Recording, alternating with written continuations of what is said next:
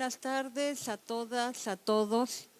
Sean bienvenidas y bienvenidos pues a esta presentación del libro que se llama Eduardo Galeano, Las orillas del silencio. Contamos aquí con la presencia del autor del libro, con Román Cortázar, y vamos a hacer pues vamos a pedirles a nuestros dos conferencistas invitados su participación con los comentarios relativos al libro.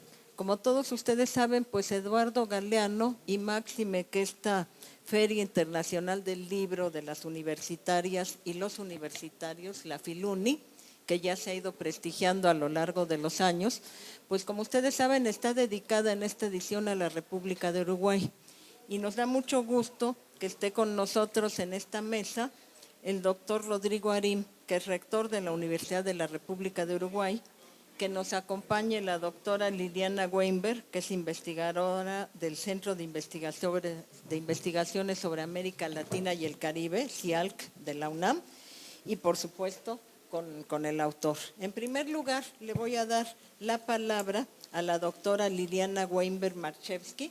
Voy a leer, es una amplia semblanza la de quienes nos acompañan. Aquí voy a hacer una brevísima síntesis, ya dije que es investigadora, es antropóloga, estudió ciencias antropológicas en la Facultad de Filosofía y Letras de la Universidad de Buenos Aires, tiene un doctorado en Letras Hispánicas en el Centro de Estudios Lingüísticos y Literarios del Colegio de México, y, como ya lo dije al inicio, además de investigadora del CIALC, es catedrática de la Facultad de Filosofía y Letras. Tiene una amplísima tradición, ha obtenido muchas distinciones nacionales e internacionales. Entre ellas destaco el Premio Internacional de Ensayo otorgado por Siglo XXI Editores y el reconocimiento Sor Juana Inés de la Cruz que otorga la universidad a las universitarias sobresalientes en la edición 2005. No me entretengo más porque mejor escuchar aquí a nuestros comentaristas. Le doy la palabra a la doctora Liliana Weinberg Marchewski. Muchas gracias. Muchas gracias, y celebro que Eduardo Galeano sigue convocando multitudes. Quiero, a propósito del libro de Román Cortázar, Eduardo Galeano, Las orillas del silencio, leer una intervención a la que titulé Los días de Eduardo Galeano. Y los días se echaron a caminar, y ellos los días nos hicieron, y así fuimos nacidos nosotros, los hijos de los días, los averiguadores, los buscadores de la vida. He aquí un texto de Galeano. Y otro epígrafe. Tu libro es un gran libro. Es otra cosa que un libro. Tiene algo de trompada en la cara, de grito y a la vez esa ternura tan tuya. Esto que acabo de leer es el fragmento de una carta de Julio Cortázar a Eduardo Galeano, publicada el 25 de marzo de 1979. Nos encontramos ante un libro que aparece de manera muy oportuna, ya que este año la Filuni está dedicada al Uruguay, y es Eduardo Galeano uno de los escritores e intelectuales orientales, como los llamamos a los uruguayos, más cercanos a México. La presencia de su palabra y la permanencia de su recuerdo en este país siguen siendo innegables, y aquí lo comprobamos. Recordemos su amor por el arte y la literatura mexicanos, por la gente mexicana, por José Guadalupe Posada, por Diego Rivera o por Juan Rulfo, para tomar solo 3 nombres notables. Recordemos sus lecturas a sala llena y ante un público conmovido, como la que se rescata en la fotografía de 2012 en la sala Netzahualcóyotl de la UNAM y otras posteriores. Recordemos la publicación de su obra por parte de Siglo XXI Editores, ya que era Galeano uno de los grandes autores de la casa. Recordemos el sacudón que representó la aparición de las venas abiertas de América Latina en 1971 para varias generaciones, entre ellas la mía. Recordemos sus siempre disruptoras opiniones como esta: culto no es aquel que lee más libros, culto es aquel que es capaz de escuchar al otro. Muchos son los lectores y seguidores de Galeano, muchos son los jóvenes que encontraron en su voz la propia voz, como muchas son también las generaciones que han abrazado la carrera de estudios latinoamericanos por la influencia de su lectura. De modo que muchas son las inquietudes que despierta la obra de Galeano, pero pocos son todavía los estudios que nos permitan conocer a fondo su trayectoria y a su vez algunas claves de su mirada, de su conducta y de su producción.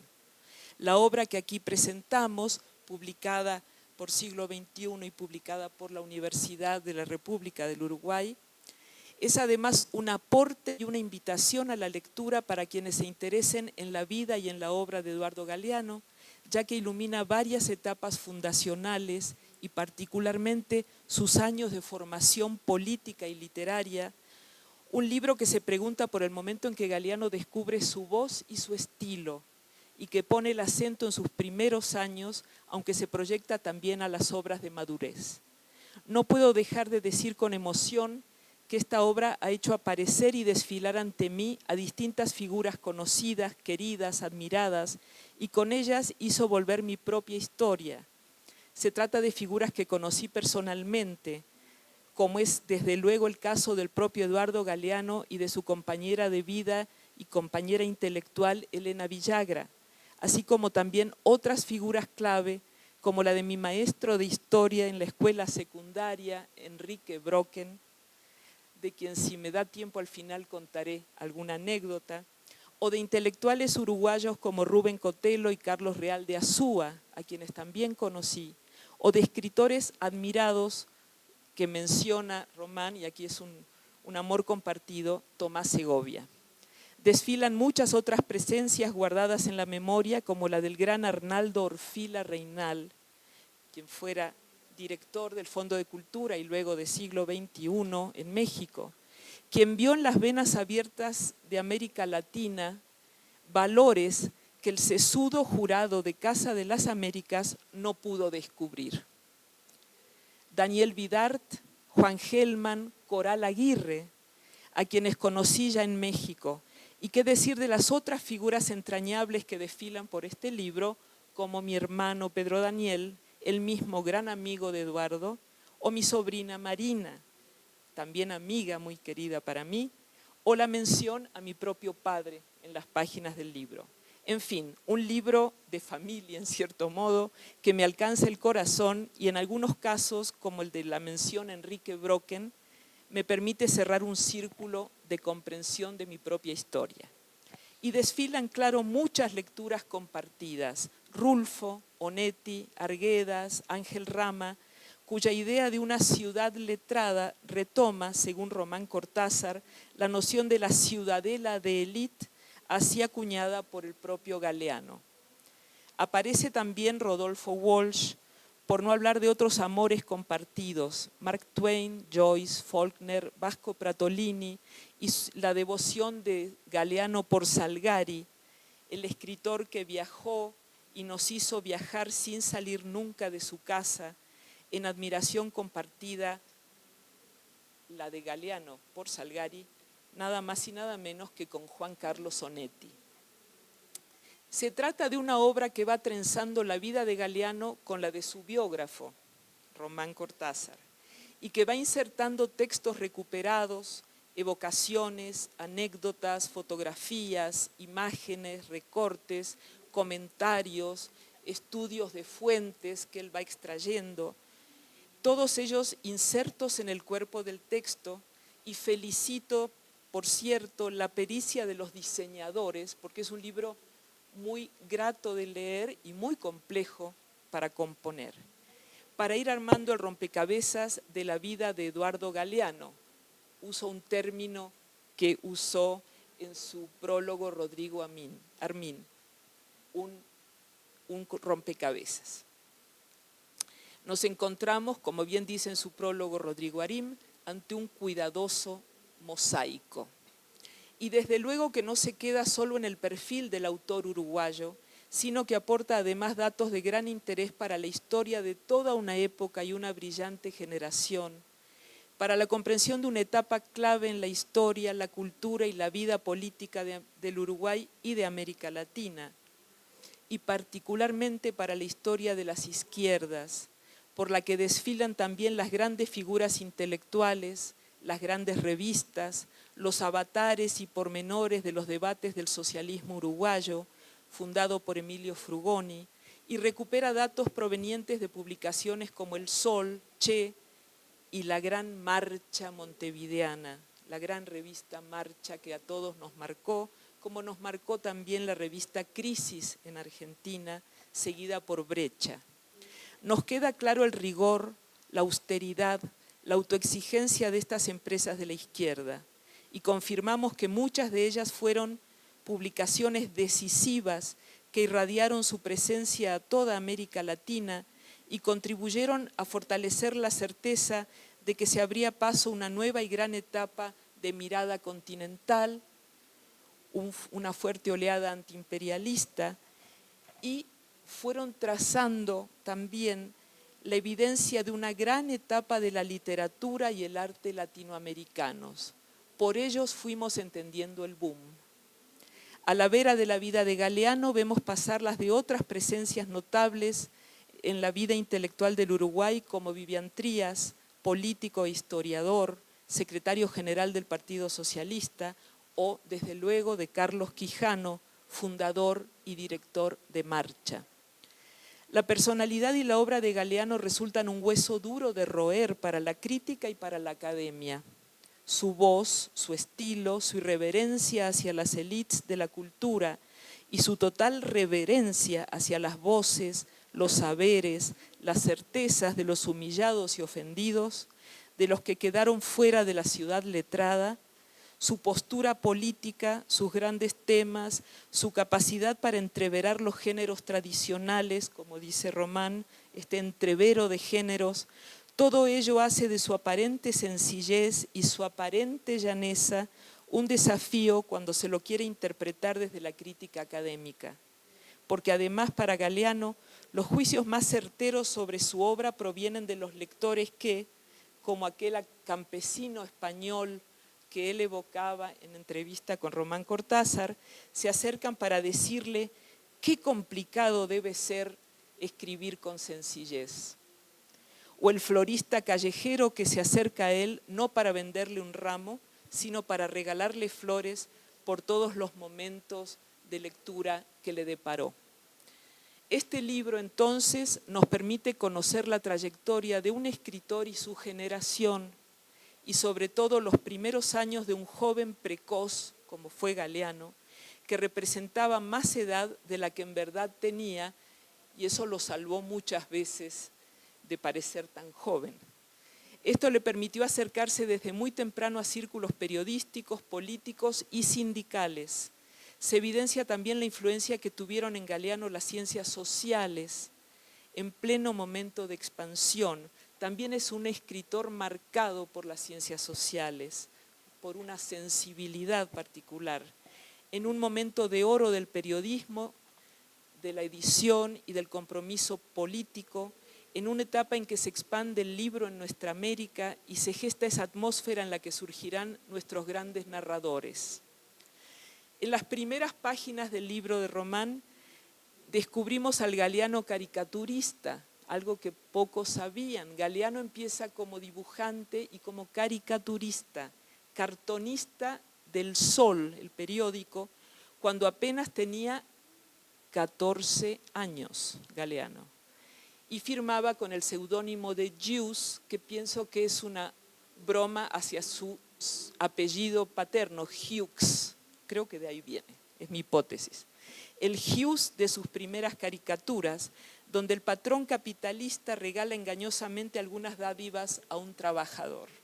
Esa es la primera caricatura.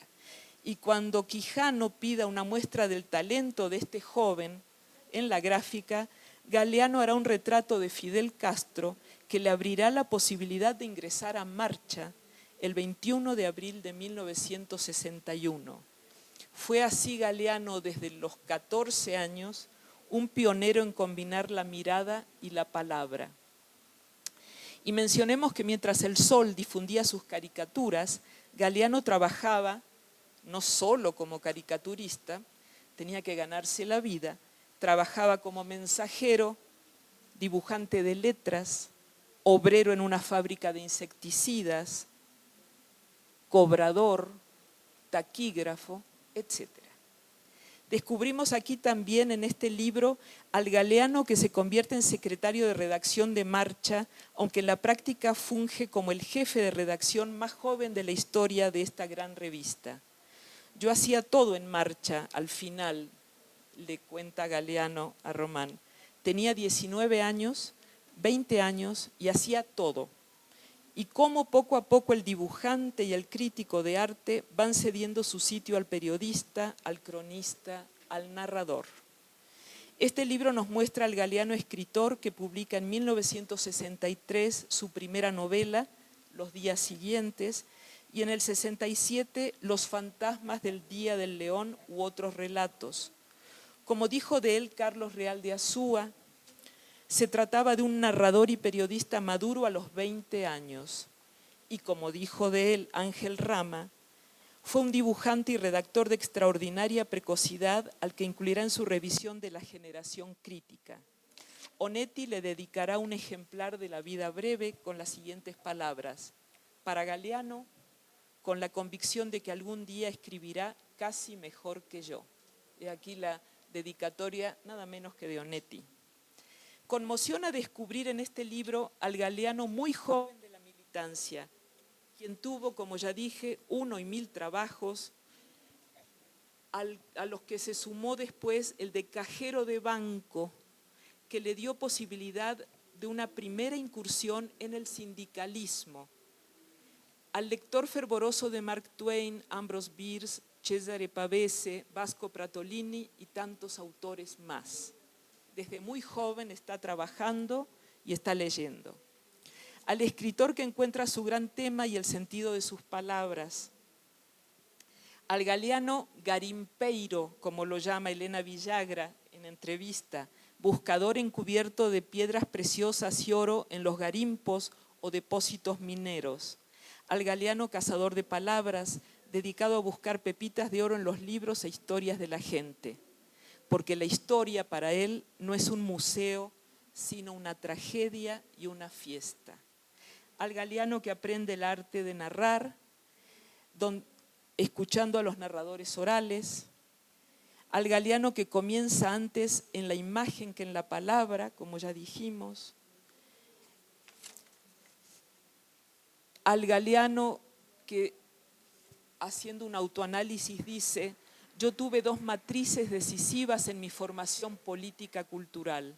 Una fue el Partido Socialista, el semanario El Sol, las enseñanzas de Guillermo Chiflet, mi primer maestro en periodismo, y la de Vivian Trías, que me abrió puertas hacia la comprensión de la realidad y de la historia.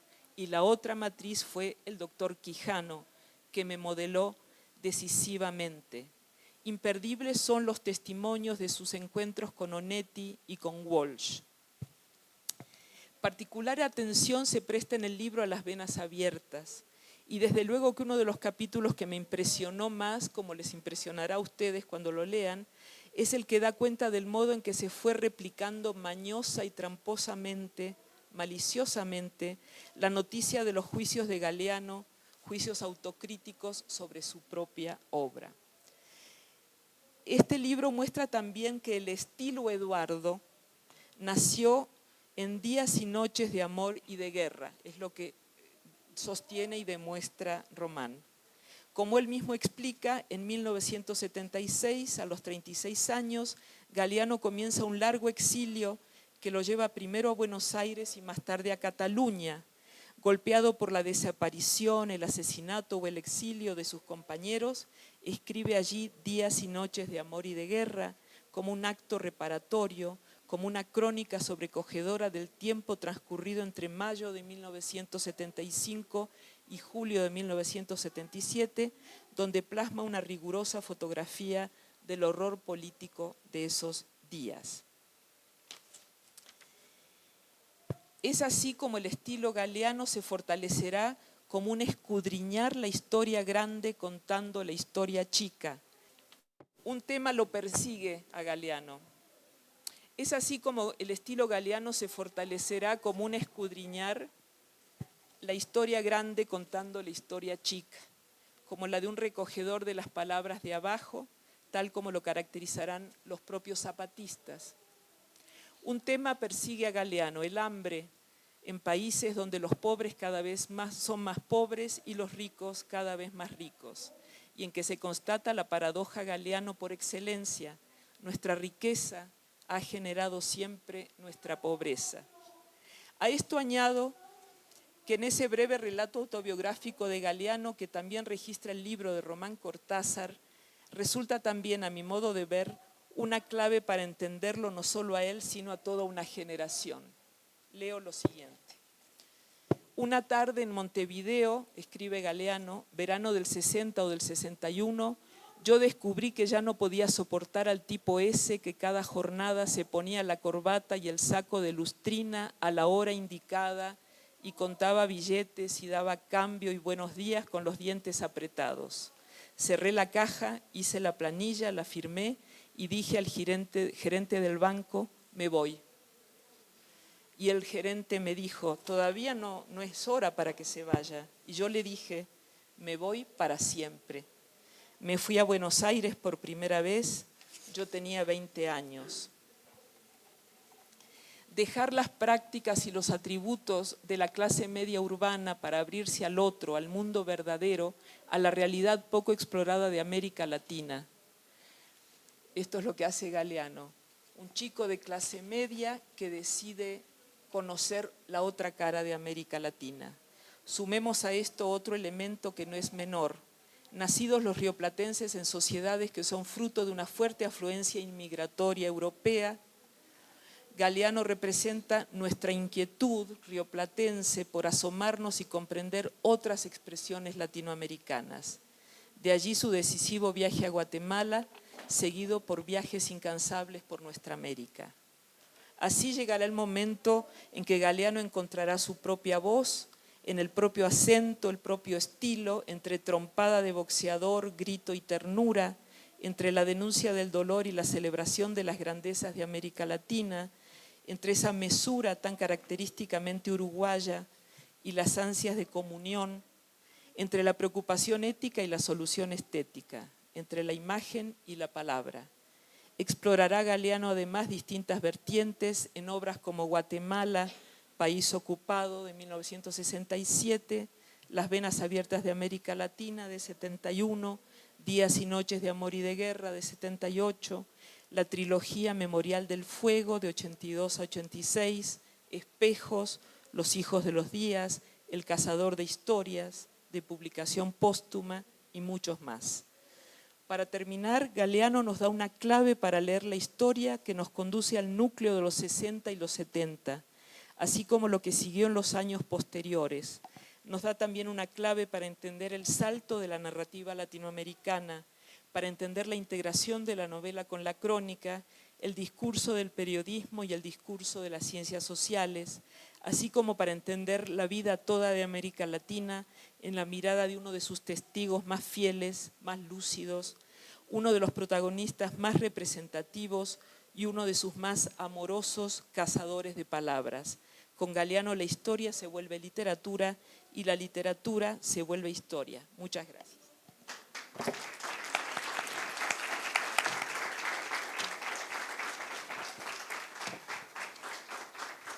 Bueno, siempre el moderar un evento tiene que ver con tomar el tiempo, con darle tiempo a todos los presentes para exponer. La obra de Galeano está muy presente en América Latina y en México.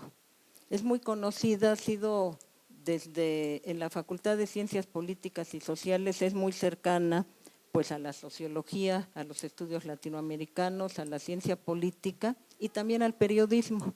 En la facultad tuvimos durante un tiempo un exilio uruguayo y estuvo Carlos Quijano dirigiendo el Centro de Comunicación, periodista también. Es muy cercana a su obra Las Venas Abiertas de América Latina, la trilogía La Memoria del Fuego, El Libro de los Abrazos, como las más destacadas en nuestro ámbito, aunque es amplísima la obra de Galeano. Y bueno, lo que nos ofrece ahora Román Cortázar, pues es un acercamiento desde las anécdotas, la entrevista, el trabajo periodístico, y mucha de la función de una presentación en una feria pues es invitarles a leer el texto del autor. Le voy a dar la palabra al doctor Rodrigo Arim, que es un invitado de lujo en esta fiesta, en esta feria, que es una fiesta de las letras. Es el actual rector de la Universidad de la República de Montevideo. Además, bueno, es licenciado en Economía, con estudios de posgrado en Economía y también en el Instituto Tecnológico Autónomo de México. No digo más, es amplísimo el currículum. Ha prologado este texto, que es un punto de unión entre la República Uruguaya y la República Mexicana, y bajo el signo del siglo XXI. Le doy la palabra al doctor Rodrigo Arim. Gracias. Antes que nada, una aclaración. Antes que me acusen de usurpación de título, no soy doctor, soy economista. Pero quería comenzar, por supuesto, mi aproximación al libro de Román no es una aproximación de quien se dedique a las letras de manera profesional, ¿sí? Quien disfruta de la literatura, de las letras en general. Y es una aproximación desde el rol que me toca jugar en este momento en la Universidad de la República. Esto puede ser una anécdota absolutamente superflua para la mayor parte de los lectores de Eduardo Galeano, pero no lo es para la Universidad de la República. Cuando Eduardo Galeano publica en el 71 Las Venas Abiertas de América Latina, es el jefe de publicaciones de la Universidad de la República. Es quien ocupa el rol de director de publicaciones de la Universidad de la República. Y de hecho, la edición uruguaya, y solamente la uruguaya, de Las Venas Abiertas de América Latina, la edita en la editorial de la Universidad de la República. ¿Sí? Luego de su exilio, Galeano vuelve a Uruguay y colabora también nuevamente en el proceso de rearmado del andamiaje editorial de la Universidad de la República.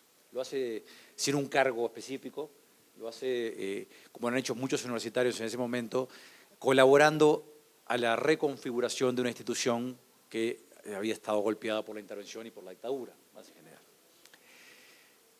Pero hay un segundo elemento que quería señalar, que tiene que ver también con la actualidad o las actualidades distintas que la obra de Galeano ha tenido a lo largo de su existencia como obra, como cuerpo. Yo no soy de los que creen que uno puede leer la realidad de América Latina a partir de Las Venas Abiertas el día de hoy. Pero soy de los que creen que Las Venas Abiertas es una contribución muy importante al acervo literario, ensayístico, y yo diría a la discusión informada y crítica de la realidad tan dolorosa que atraviesa América Latina y de las cuales, entre otras cosas, uno de los elementos que ha denunciado Galeano con mucha firmeza son los niveles de desigualdad intolerables de la región. Seguimos viviendo en el continente más desigual del mundo, y eso es parte también de la historia de la obra de Eduardo Galeano. Pero la anécdota que quería comentarles, posiblemente muy local, pero después voy a hacer un comentario más general, es que cuando organizamos en la Universidad de la República eventos académicos en conmemoración de los 50 años de la publicación de Las Venas Abiertas, ocurrieron varias cosas. La primera y la más interesante es que en ese evento, que estuvo organizado además por cuerpos de historiadores uruguayos, entre ellos Marcarián, que está presente también en esta feria con otros libros y otros colegas vinculados al campo de la historia y de la literatura, concurrieron y se hicieron presentes, en medio de la pandemia, un número muy importante de actores académicos internacionales, desde Estados Unidos hasta la Tierra de Fuego, para hacerlo con claridad, y por supuesto pasando por Europa. Pero a la misma vez, en ese momento hubo una reacción epitelial por parte de algunos actores políticos con responsabilidad de conducción, donde textualmente se planteó: Las Venas Abiertas le hizo mucho daño a este país, a este entorno. Lo paradójico del tema es que la afirmación es anacrónica. Es difícil pensar que un libro le haga daño a una sociedad o a la trayectoria en algunos casos más genérica, de un continente. De hecho, algún libro hasta parafrasea el nombre de las venas abiertas para intentar destruir, entre comillas, intelectualmente la discusión con Galeano, lo cual muestra el espacio de referencia intelectual que construyó Galeano. Y eso me parece que es algo bien importante entenderlo, porque el anacronismo de acusar a las venas abiertas de haber dañado un libro que es un ensayo interpretativo de la realidad, también dialoga, ¿sí?, con esa lógica que inclusive algunos autores muy importantes de la literatura latinoamericana, cuando muere Galeano, hacen la afirmación del tenor, por supuesto que lamento el fallecimiento de Eduardo Galeano, pero discrepo profundamente con la obra de Galeano. Como si hubiera necesidad de aclararlo. Como si no era el espacio para entender que hay aportes, que en el mosaico de aportes intelectuales que se construyen a lo largo de una democracia deliberativa que funcione razonablemente bien, o en unas sociedades que tienen que discutir sobre su pasado, su presente y su futuro, ¿sí?, uno tendría que vivir señalando y demarcándose, diciendo bien, pero no comparto lo que plantea Galeano. Eso es paradójico, pero señala en algún sentido actualidad. Señala la vigencia no de cada una de las afirmaciones que están en las venas abiertas, o lo que es mucho más elaborado, a mi entender, como la memoria del fuego, u otros aportes, sino que señala la vigencia de una aproximación crítica a intentar comprender una sociedad tan compleja como la América Latina y el Caribe, y que sigue siendo referencia hasta para cuestionar ese espacio, ¿no? Entonces, yo creo que eso tiene mucho que ver con la historia de Galeano y la forma que Galeano se relaciona y produce, que es un autor comprometido con su tiempo, con sus tiempos en plural, con cada uno de sus tiempos. Lo fue con las venas abiertas y lo que fue la década de los 60 y los 70, lo fue con la memoria del fuego, lo fue sin duda con Días y Noches, ¿no?, que tiene que ver con la denuncia profunda del terrorismo de Estado en última instancia en la región. Lo es hasta con los pequeños mosaicos que construye sobre el fútbol. Son de las cosas más brillantes dichas por un uruguayo sobre el deporte, que es religión nacional, posiblemente la única religión oficial que aceptemos los uruguayos. Y creo que eso tiene que ver también con esa capacidad de entender eso. Y además, consistente y coherente consigo mismo. Tú mencionabas a Guillermo Chiflet. Guillermo Chiflet fue diputado, el primer gobierno de izquierda en Uruguay, renuncia a la banca. Renuncia a la banca por una discrepancia profunda en aquel momento, es irrelevante el hecho, pero tiene que ver con la participación de Uruguay en misiones internacionales. Exacto. Entonces, ¿quién es el que está en primera línea saludando la coherencia de Guillermo Chiflet? Eduardo Galeano. Y esto lo marco no porque entienda que uno tenga que enamorarse de sus ideas a lo largo de la vida y que es incorrecto cambiar la forma como uno percibe y que se posiciona frente a los temas, sino que lo marco porque Eduardo Galeano, siendo una persona extremadamente comprometida con su tiempo, a la misma vez tuvo cierto nivel de distanciamiento de los procesos políticos en última instancia que le permiten también mantener esa voz crítica hasta el último momento. Y creo que de ese lugar vale la pena el reconocimiento también desde Uruguay.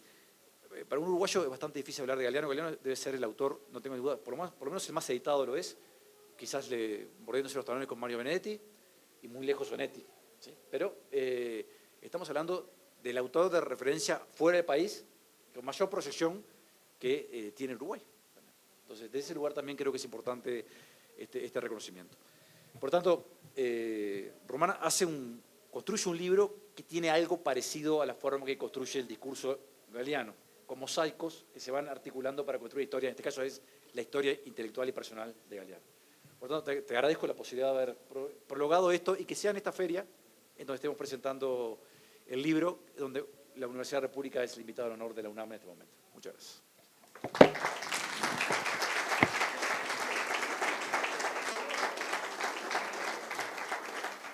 Muchas gracias a Rodrigo Arim.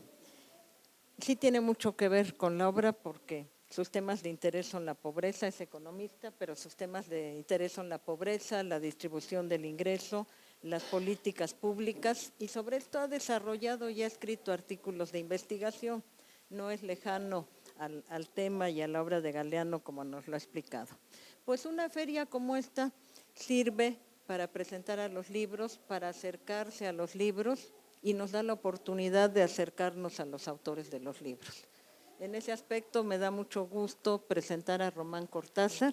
Román Cortázar lo acabo de conocer y tengo ese gusto de conocerlo, pero me puse a ver quién era Román Cortázar y en sus propias palabras es poeta, ensayista mexicano, es un escritor.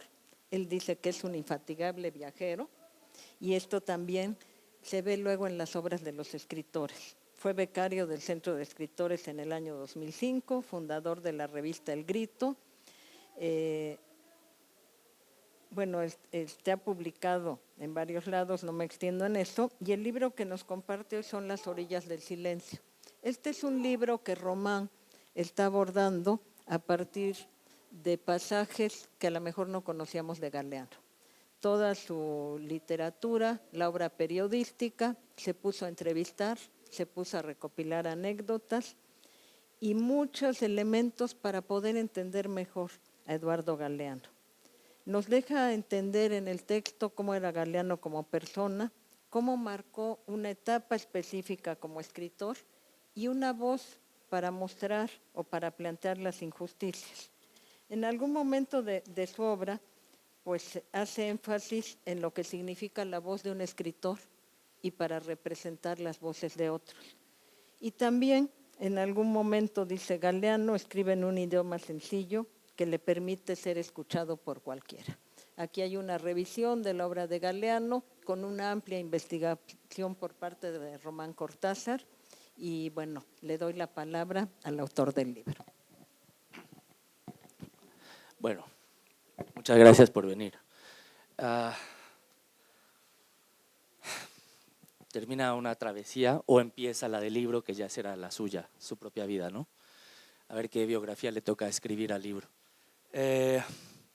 Agradezco a quienes se tomaron el tiempo de leerlo a profundidad y más agradeceré a quienes se tomen el tiempo de criticarlo, porque me parece que en la medida en que vamos a ir construyendo, estemos de acuerdo o no, un discurso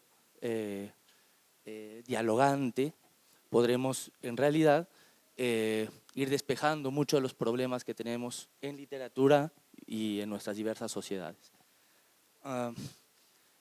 Y sí, cuando Eduardo dijo no adiós sino hasta luego, muchas voces de la intelectualidad de derecha que se asimila como liberal, para no decir que son de derecha, en eso no aprendieron nada de Borges, que sí estaba muy orgulloso de decir que era un intelectual de derecha, enseguida despotricaron contra Eduardo. A muchos amigos de Eduardo les molestó incluso la autocrítica que hizo Eduardo, pero sana autocrítica. Además pasan por alto, vicio de estos tiempos, el contexto y la forma de decir las cosas de cada quien. Yo creo, y lo digo en el libro, que la crítica, la indigencia de la crítica de nuestros días, en lugar de relacionar, aísla, y por eso toma declaraciones aisladas sin leerlas en contexto, y algo fundamental en el caso de Eduardo, que era muy jodón, le gustaba mucho reír y hacer reír, y en ese sentido cuando dice si yo volviera a leer Las Venas caería desmayado y sería ingresado al hospital, solo alguien con medio tarado podría decir que se retractó de su libro, porque no fue así. Más bien lo que quería decir es que es un libro que escribió a los 30 años y que no lo volvería a escribir así, no que no tuviera razón, ojo. Los problemas que denuncia en el libro tristemente siguen vigentes en América Latina hoy día, el tema del litio para acabar pronto, pero también Galeano, un poco con la influencia de la época, escribe un libro un poco blanco y negro. Lo que él quería decir es que un hombre viejo como él, de 70 años, no volvería a escribir Las Venas justamente igual, sino las escribiría de manera más compleja, más profunda, más paradójica, como es la vida. Y bueno, escribí un textito que para, yo creo que dejar claro el recorrido, y me permito leerlo. Hace 10 años, Eduardo Galeano me escribió en una de esas cartas suyas que más bien parecían tweets, lo siguiente: te sugiero que trabajes lentamente el libro, línea tras línea, página tras página, que al fin y al cabo nadie te corre. Durante todos estos años reuní lo que había, reseñas, uno que otro ensayo, porque es uno que otro ensayo, es lo único que hay, pocas tesis, y fui varias veces como pude a Montevideo y Buenos Aires. A veces, como en 2016, con una mano adelante y otra atrás.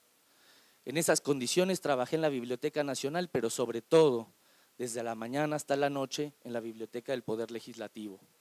Hay una anécdota lindísima para mí, y creo que si la escribí bien para los lectores, de la Biblioteca del Poder Legislativo.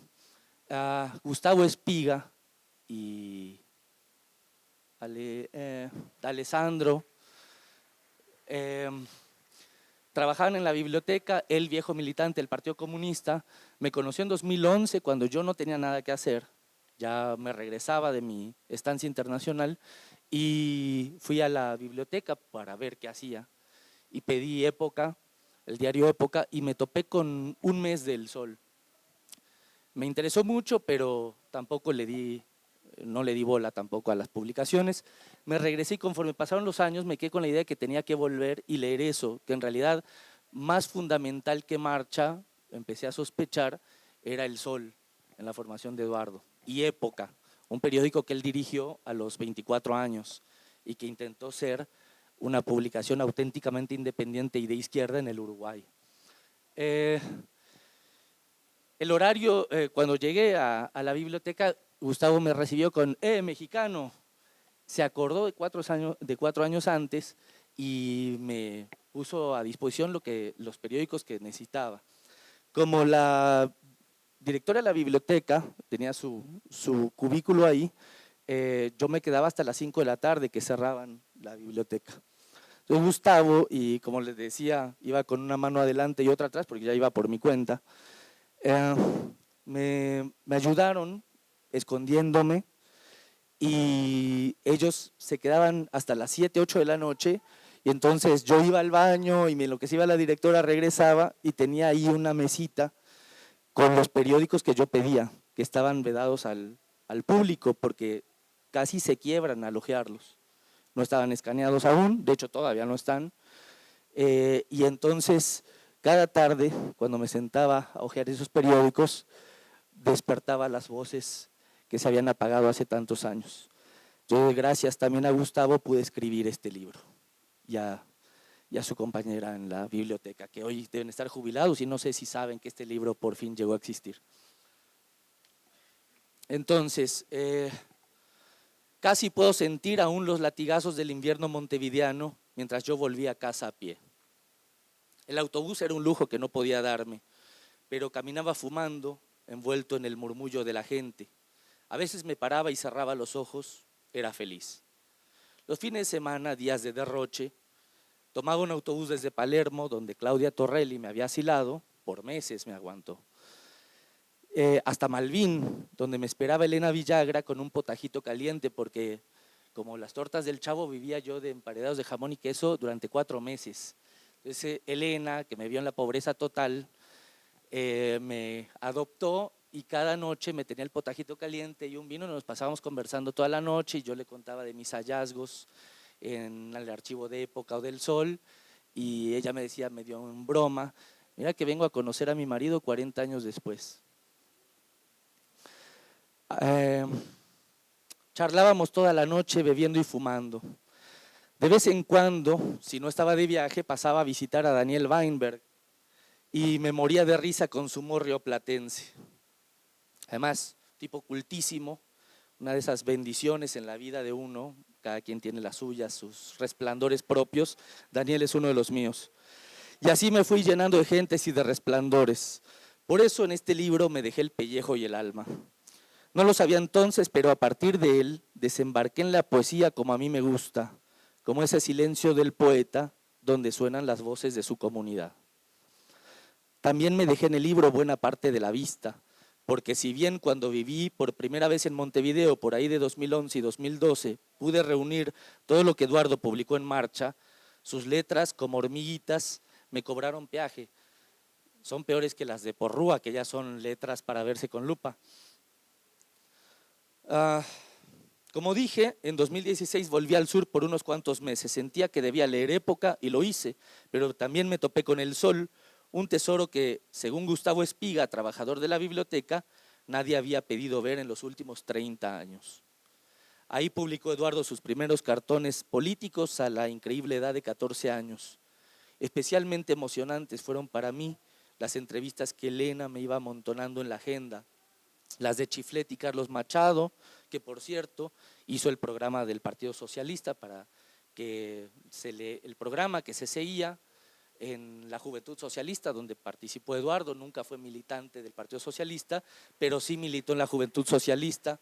Ahí conoció a Gloria D'Alessandro, a Guillermo Chiflet, a Carlos Machado, y allí estudió, como lo digo en el libro, en estos círculos de estudio fue la Universidad de Eduardo. Eduardo estudió hasta primero secundaria, pero la universidad la hizo en la Casa del Pueblo, en los cursos de formación política del Partido Socialista, donde leyeron, entre otras cosas, El Capital durante 3 años y la polémica de Lenin y Rosa Luxemburgo. Rosa, por cierto, la autora favorita de Eduardo.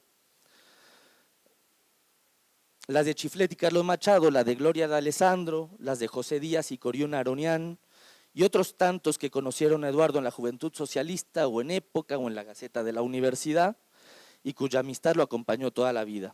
Por cierto, en Época, que amerita otro libro, y me permití mañosamente dejar mucho material fuera de este libro para, si me da el cuerpo, hacer otro, pero de Época, Eduardo le contesta al director del País, que no es precisamente de izquierda, le contesta que él se ganó el puesto como director de publicaciones en un examen de oposición. Así es que no fue por, como mañosamente sugería el País, por amiguismo o por temas claramente ideológicos que él era director de publicaciones, sino porque tenía la formación intelectual suficiente para dirigir el departamento de publicaciones de una universidad. O las entrevistas que yo me busqué por mi cuenta, la de Daniel Vidart, por ejemplo, uno de los primeros, un gran intelectual que publica Galeano en el departamento de publicaciones, que hace una de las primeras, si no es que la primera, una de las 3 primeras reseñas de Las Venas, y que muy elogiosa, adoraba a Eduardo además, muy elogiosa a nivel intelectual, y lo único que le discute es que le parece un título horrible. O las de Juan Gelman, la entrevista a Juan Gelman, que transcribo en el libro, Elena Poniatowska, Paco Ignacio Taibo II y una copiosa lista. Pero más estremecedor fue transcribir las larguísimas conversaciones con Eduardo y escucharlo de nuevo al desempolvar algunos papeles que en 2018 ordenamos Elena y yo para que ella donara a la Universidad de la República, que hoy es el archivo Eduardo Galeano, Elena Villagra, que bueno, un mes de trabajo intensísimo, de la mañana a la noche, desde que nos levantábamos, cafecito y galletas con mermelada, y a trabajar ordenando cartas, tesis, artículos periodísticos, para que se fueran, juntamos creo que unas 15 cajas de material, que fue lo que Elena donó a la Universidad de la República. Aquella vez pasé un mes entero en su casa, trabajando en el archivo personal de Eduardo. Patricia tenía 7 meses de embarazo y eso a Elena la conmovió mucho. Porque en una situación así, decía, nadie te dice que vayas a ayudar a quien lo necesita. Cuando, según yo, hice la ultimísima edición del libro para barrer la hojarasca, porque nunca hay una última edición, traté de no hacerle mucho caso a sus anotaciones para ser yo quien editara, pero aunque me peleaba con Elena en silencio, ella siempre terminaba teniendo razón. Tampoco pude hacerle oídos sordos a los consejos de Rosalba Oxanda Barat, quien también dijo nos vemos, no adiós, ni a los comentarios de Daniel Weinberg, siempre una voz que me ha acompañado, e incluso hoy me dio unos consejos. Coral Aguirre y Francesca Gargalo, uno de esos grandes amores que uno conoce en la vida y que hay un antes y un después. Y ya en siglo XXI, editores, los ojos de Raquel San Martín fueron mis ojos. Biografía de un estilo, Eduardo Galeano, Las orillas del silencio es, o intenta ser, un ensayo que se ajusta a su propia naturaleza. Es una exploración literaria rotando alrededor de una idea primordial, mostrar cómo Eduardo Hughes Galeano se convirtió en Eduardo Galeano. En esa aventura me encontré de pronto en las orillas de la palabra, que son las orillas de la sociedad. Y ahí me topé con el silencio que defendió incansablemente Eduardo Galeano, un silencio hecho de palabras. Las palabras mejores que el silencio.